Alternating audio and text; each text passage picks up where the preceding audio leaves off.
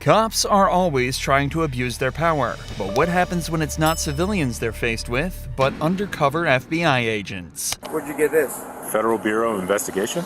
A U.S. Air Force specialist and ex-FBI agent was pulled over for having a slightly obstructed license plate. But when the cops found out who he was, they started to look for any reason they could find to get him arrested. How you doing, sir? Good. All right. What's up? Deputy Turner with the Sheriff's Office. The reason I'm stopping you is your plate's obstructed. Yeah. Whatever that thing's got, you got to take it off, okay? Okay. It's got to be visible within a certain distance. When you went to driving school and a cop pulls you over, what they tell you? Oh, you pull over when it's safe to do. No, you pull over immediately. Okay? Let me tell you this. Now, you pull over immediately Sure. because I don't know what you're doing inside this car. Sure. Yeah. Hiding guns. You know what I mean? Officer safety is number one. Right out the gate, this cop is wrong, and it's obvious he has some form of superiority complex. It is not required to pull over immediately for many reasons, such as the obstruction of traffic and general safety, but you should attempt to pull over as quickly as it's safe to do so. If safety is the number one priority, it's probably not the best idea to slam on the brakes and swerve to the side of the road with no hard shoulder. But this isn't the end of the cop's lies. So who are you? I'm I guess I could- enough, yeah. Former NDOC, and I used to work security at Harris. Oh, okay. Yeah, I'm a contractor. Okay. Do you have insurance on this thing? My partner, huh? Do you have insurance on this thing? Yeah. Your partner or what? Now, my partner called me. I'm a contractor with Southwest Gas. Mhm. So I got to go over there and get him logged into his computer. No guns inside the car? Nah, no firearms. Okay. After a few routine questions, the cop starts to get a little more specific and tries to find a way to incriminate him. What do you got right there up front? That's a siren. I contract security. You contract So security? some of the work requires to have a siren. Turn it on. Sure.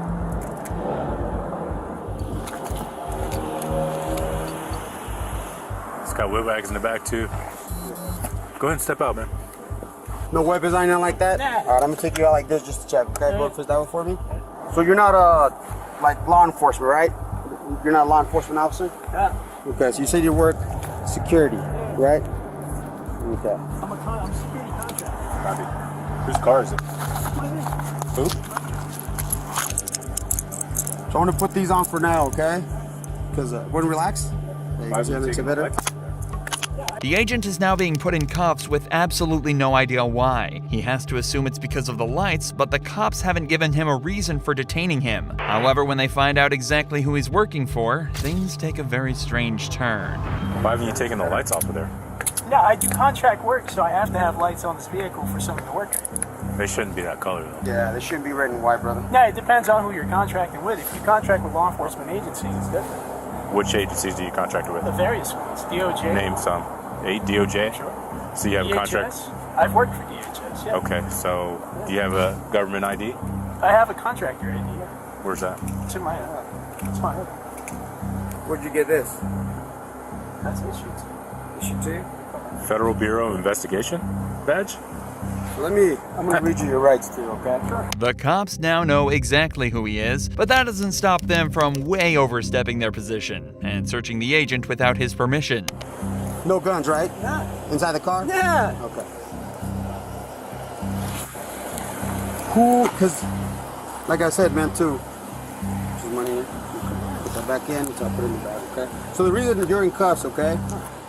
Unless you're a sworn officer, I know in Nevada everybody stands. yeah, you're not allowed to have red and blues, Sure. right? Because then you Sure. could easily impersonate I'm red. a police officer. Sure. So who issued this to you? My former employer. Your former employer? So you used to work for the FBI at one point? I've contracted with the Department of Justice and the FBI and other Here in Reno. Where's their office at, or what? Resident agency. It's off of it's next to Wells Fargo. It's right by the traffic circle. Okay. I'm just throwing it out because I have no idea where they're at. These officers are clearly not happy that the agent has an answer for everything, so they decide to start asking questions that they know he can't answer in an effort to incriminate him. An incredibly manipulative and corrupt tactic. Since you got the badge, where's your creds at? Where's your federal creds at? I don't need federal credits because I'm not currently employed by the federal government. You have an FBI badge. Sure, yeah. Okay, I used to be a task force officer with the FBI. Okay, which task force? Safe Streets. Yeah. Okay. So you know Elkington?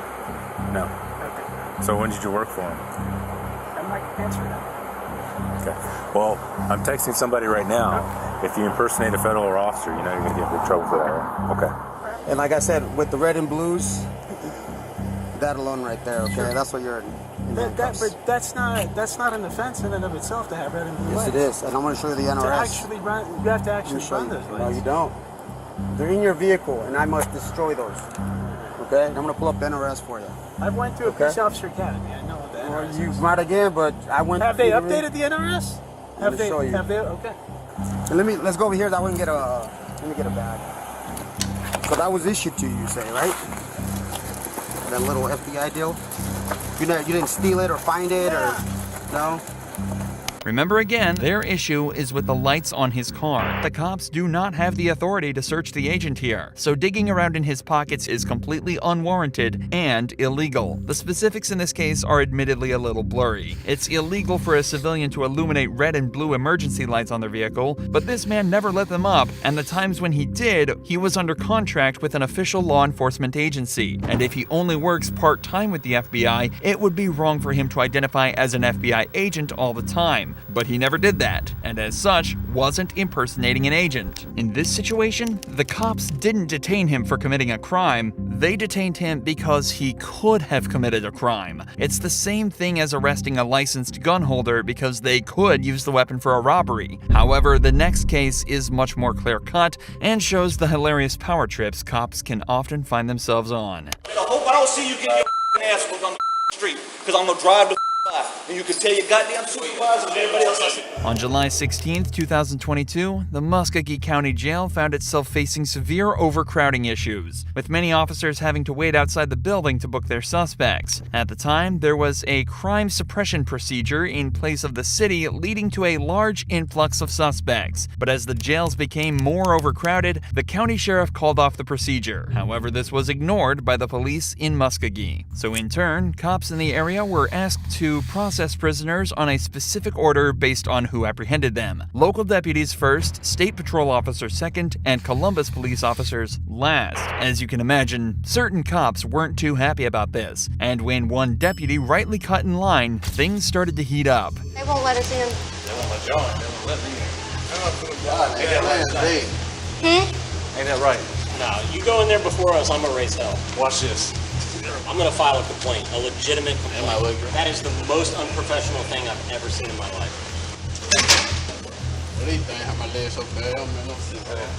So wait a minute. Oh, don't yell it. Don't start yelling. Hey, come on. All right, I'm gonna file a complaint.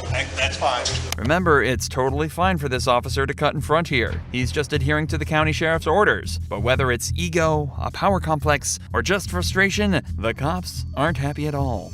I mean, this is beyond my control. I don't have anything, so don't yell at me. All right. All right. As soon as that last one gets cleared, I'm going to bring in five. Hey, yeah, unless another SO unit shows up. This is not my decision. Muskogee Deputy Blaine Adkins finishes booking his suspect, but when he gets back to his car, he realizes it's been blocked in by Columbus patrol vehicles. This is when things really start to get aggressive between the cops. Them goddamn supervisors can. I understand. I get So that. move the car so I can get the out the way. All right, so I got a call to go to. I can't go to the call because y'all want to play stupid ass childish game. It ain't because of me, man. I got nothing to do with that. Sarge, I got nothing to do with that in there. It ain't my goddamn call. It's between the sheriff and the guy that works over there. It ain't got nothing to do with me. Move the goddamn car, or I'm gonna move the myself. Go move it. How you gonna move it? Move it. Move the goddamn car, man. Move the car. Why? Park. Huh? In the park. Y'all acting like a bunch of goddamn kids, man. Back it up so we don't have to bring in that. Listen, man, I'm only doing what my supervisor told me. I understand. This is ridiculous, and I hate that I'm dealing with this shit. But you're gonna have to talk to the sergeant over there. No, I'll be talking to the chief. Hey, Chief, I'm sorry. We got a situation over here. We got CPD won't let our guys out, and they're about to go to blows. I'm asking your CPD officer to back up his car, and He's saying that his supervisor told him not to let it. What's interesting about the interaction is that the officer tells the Muskogee lieutenant that he's only acting on his supervisor's orders. This isn't a misunderstanding between individuals, this is a clash of two entire police departments. And all the while, there are citizens in danger that are left completely without help because of this disagreement. I know most of us are kind of at a standstill. Do I have anybody on Forest Road reference to 7511? Hey, Sergeant, we got it. We're all standing on the wall of the jail. What car is it? Hey, move your car, bro. Fantastic. I try to get through, and they immediately halfway open it and shut it on me. And I hear through there's a deputy standing behind the radio, that female officer's trying to get into the door. Do not let her in that door. Do not let any officer through that door. From PD. From the jailer. The jailers are saying that through their radio. So they won't even let us through the door. Tensions are at an all-time high between the cops, with sergeants even having to split cops up to avoid fights. I don't want to fight. Everybody in.